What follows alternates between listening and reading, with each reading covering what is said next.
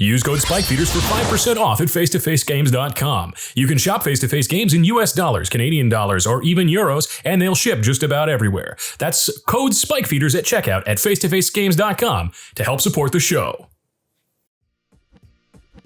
And we're back with Game 2 of the Major League Commander series. First up, we've got our hero Jim on Greasefang vehicles. This is an Orzhov stacks control list that uses vehicles as a clock. Expect to see stacks pieces gumming up the board in the first few turns, followed up by entombing a Parhelion 2. Greasefang's ability can put it directly into play, then I can use artifact sack outlets to get it back into the graveyard for next turn. Next up, Michael, also playing Orzhov control with Tymna Armix. This deck takes advantage of a creature-heavy meta by using Armix to remove utility creatures and Tymna to draw cards.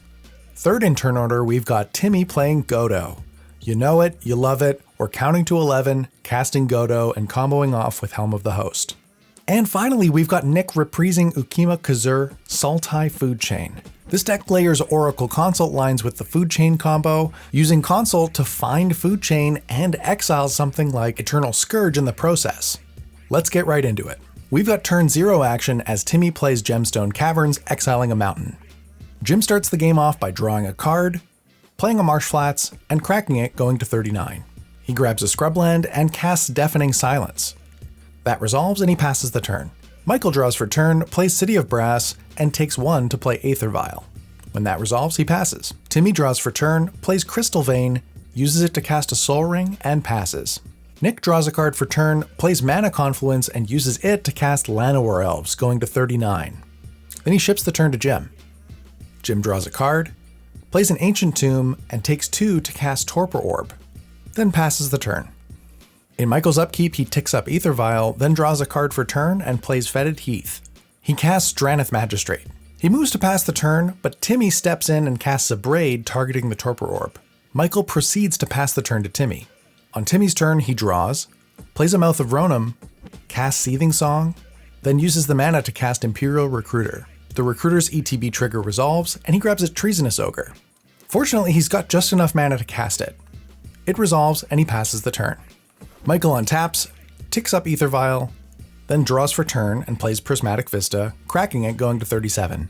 It's at this point that the group realizes that Michael is out of turn order. The judge rules that this is a hidden card error and starts investigating.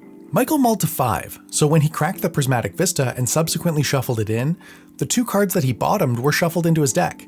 The judge rules that the other 3 players will get access to his deck list, and his hand because it's derived information. And the 3 of them collectively can pick 2 cards to put on the bottom. Jim suggests that we don't need to use this as an opportunity to press an advantage. Timmy agrees and suggests that we have Michael shuffle and show us the bottom 2 cards of his library, which happen to be a Plains and a Naganjo. Nick agrees, and we proceed. Michael receives a warning, and play proceeds to Nick's turn. Nick draws for turn, plays an Ancient Tomb, and then casts a Mana Vault. He moves to pass the turn, and Jim has action in his end step. Jim casts Swords to Plowshares, targeting Treasonous Ogre. It resolves. Jim untaps at the top of turn 3 and draws a card for turn. He plays a Snow-Covered Plains, casts a Ranger Captain of Eos, which resolves and enters the battlefield, triggering its own ability. Jim searches up Serra Ascendant with the trigger and passes the turn. Michael untaps on his real turn, ticks up Aether Vial, draws for turn, and plays a Snow-Covered Plains. He casts Tymna, then moves to combat. He swings at Nick with the Drannith Magistrate, and Nick doesn't block. In post-combat main, Michael pays 1 life and draws a card, then passes the turn. Timmy draws for turn, casts a Lotus Petal, and passes. Nick draws for turn, plays a Llanowar Wastes, and passes. Jim starts off turn 4 by drawing a card for turn and casting Tymna. He moves to combat, swinging the Ranger Captain of Eos at Timmy. Timmy doesn't block. In post-combat main, Jim loses a life and draws a card. Jim moves to pass the turn, and in his end step, Michael Aether Vials in Cathar Commando, then passes. Michael ticks up Aether Vial, draws for his turn, then moves to combat. He swings Drannith Magistrate at Nick, Cathar Commando at Jim, Tymna at Timmy, and there's no blocks all around. Michael gains 2 from Tymna's lifelink, and in the second main, he pays 3 life to draw 3 cards. He then casts Armix and passes the turn. Timmy draws for turn, then plays Blast Zone. With nothing else to do, he passes the turn. Nick draws a card and casts Collector Oof. Michael responds by activating Aether Vial and puts Sanctum Prelate into play on 3. Timmy responds to the Collector Oof by activating Blast Zone to put a counter on it. Then Nick passes the turn.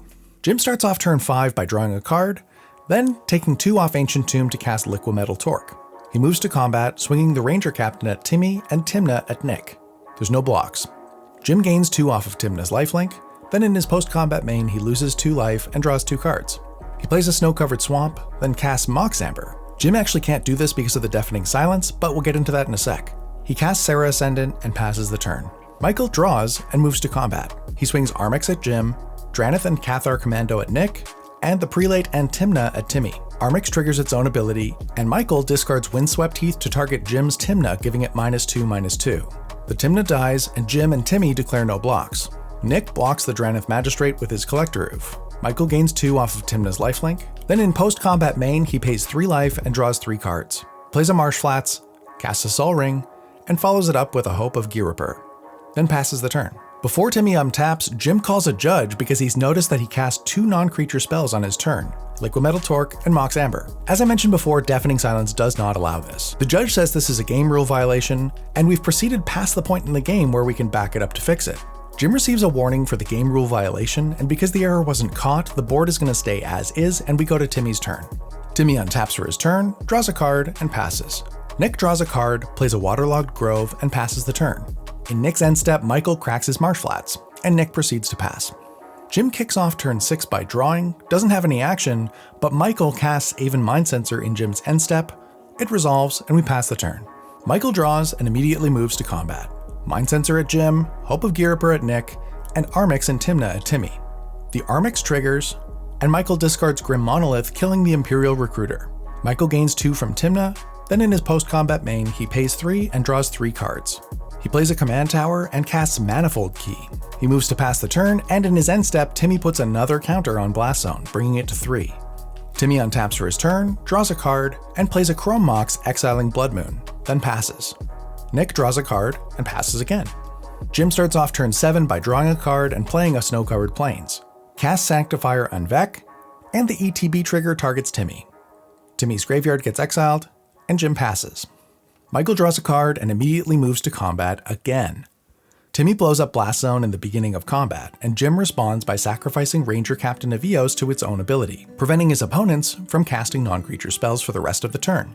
Michael swings out at Timmy for 5 damage, and in his post-combat main, he plays a Ganjo and recasts Tymna, then proceeds to pass the turn. Timmy draws a card and casts Gamble.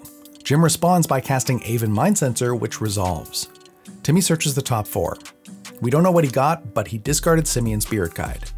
He then plays a Snow-Covered Mountain and passes.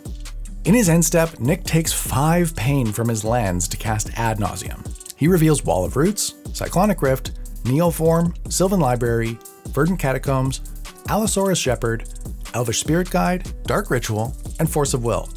At this point, he's at 6 and agonizes over whether he should take another card, but thinks better of it and stops there. He untaps and draws a card for his turn.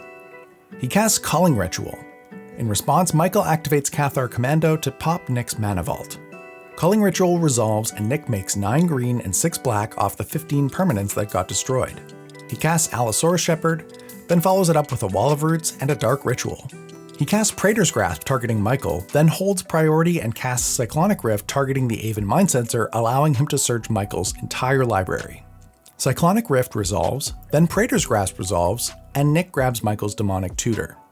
Nick casts Demonic Tutor and searches up Food Chain, then casts it. He cracks a Verdant Catacombs going to 1. He grabs a Tropical Island, then activates Wall of Roots, then neoforms it into Eternal Scourge. With Food Chain and Eternal Scourge in play, he demonstrates a loop, allowing him to create infinite mana that can only be spent on creatures. He does this 100,000 times, then uses the mana to repeat the loop using Ukkima instead of the Eternal Scourge. Every time Ukkima leaves the battlefield, it drains one of his opponents for 2. So repeating this process another 20 or so times is enough to kill everybody in the game. And Nick wins. This drops Jim's record to 0, 2, and 0. 2 tough losses in a row. If you like this format for game summaries, or if you don't like it, let me know in the comments below. We've got about 8 more of these games before the MLC finals, so even though this isn't replacing our regular gameplay, you will see quite a few of them in the next couple months. Thanks for tuning in, and we'll see you next time. Huge thanks to all of our patrons. We love trying new things like this, and your support really makes it possible. Hey, thank you for checking out the Spike Feeders on YouTube. If you're not subscribed yet, make sure you hit that subscribe button before you close the window. Or you can click on this link to check out our other great videos.